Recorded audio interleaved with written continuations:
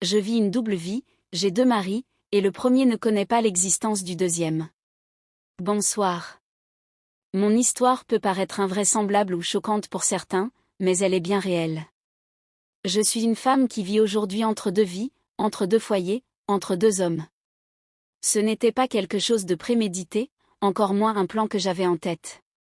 Mais la vie, avec ses détours et ses imprévus, m'a amenée là où je suis aujourd'hui. J'ai rencontré mon premier mari à l'âge de 22 ans. C'était un homme responsable, sérieux, avec de grandes ambitions. Il m'a très vite séduite par sa maturité et sa capacité à prendre soin de moi. Peu de temps après notre union, nous avons eu 3 merveilleux enfants.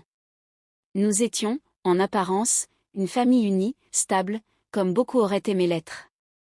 Mais au fond, malgré les apparences, quelque chose manquait. Mon mari était souvent absent à cause de son travail. Il voyageait beaucoup pour ses affaires, et je me retrouvais souvent seule, à gérer la maison, les enfants, le quotidien. L'amour était là, mais il s'effaçait peu à peu, remplacé par l'habitude, par la routine, par le silence des absences prolongées. 5 ans après notre mariage, alors que je n'étais pas à la recherche de quoi que ce soit, j'ai rencontré un autre homme. Lui, il était tout ce que mon premier mari n'était plus, présent, attentionné, expressif, passionné. Il m'a aimé sans condition, sans attendre que je sois disponible ou libre. Il m'a comblé d'affection, de mots doux, de gestes tendres. Au début, j'ai résisté. Je me suis dit que ce n'était qu'une passade, une erreur.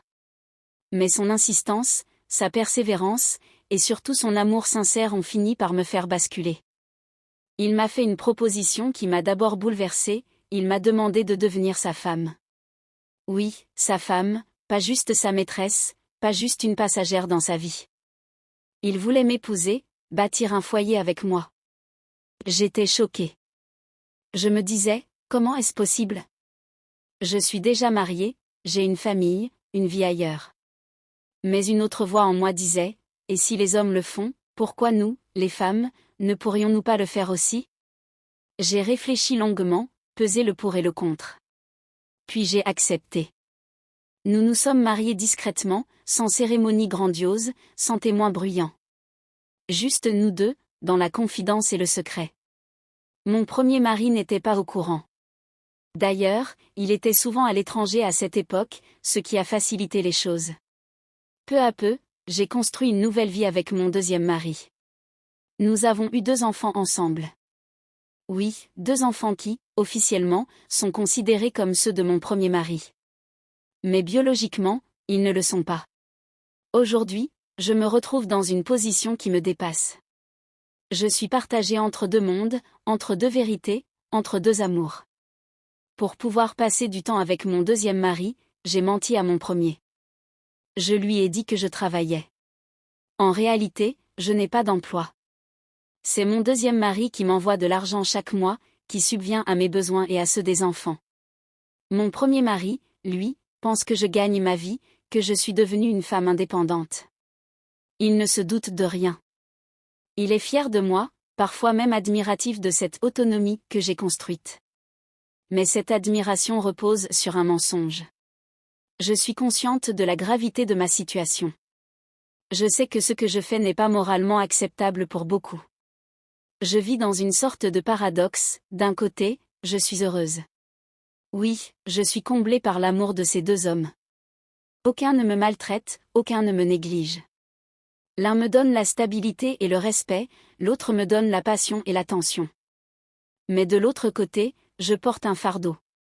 Un fardeau lourd, fait de secrets, de non-dits, de peurs. Je commence à me poser de vraies questions. Est-ce que je dois dire la vérité à mon premier mari? Lui avouer que 2 des enfants qu'il considère comme les siens ne le sont pas? Que je partage ma vie avec un autre homme depuis plusieurs années? Que je me suis remariée sans jamais lui en parler? Ou dois-je continuer à garder ce secret, préserver cet équilibre précaire, et vivre dans cette double réalité qui, malgré tout, me rend heureuse? Parfois, je me dis que la vérité est nécessaire. Que tôt ou tard, elle éclatera, et qu'il vaut mieux que ce soit moi qui la dise, plutôt que quelqu'un d'autre.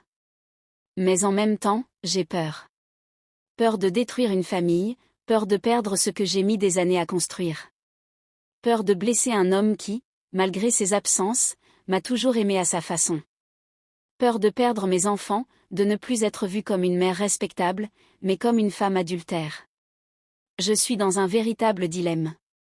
Et c'est pourquoi je me tourne vers vous. Pas pour être jugée, mais pour être écoutée. Pour être comprise, peut-être même conseillée. Car au fond, je ne suis qu'une femme qui a aimé, qui a été aimée, et qui s'est retrouvée piégée entre deux vérités trop lourdes à porter. Je ne cherche pas à justifier mes actes. Je les assume. Mais j'aimerais trouver une issue, une lumière, un chemin. Parce qu'aussi heureux que je puisse paraître, mon cœur est en guerre avec lui-même. Et cette guerre intérieure, je ne peux plus la faire seule. La suite.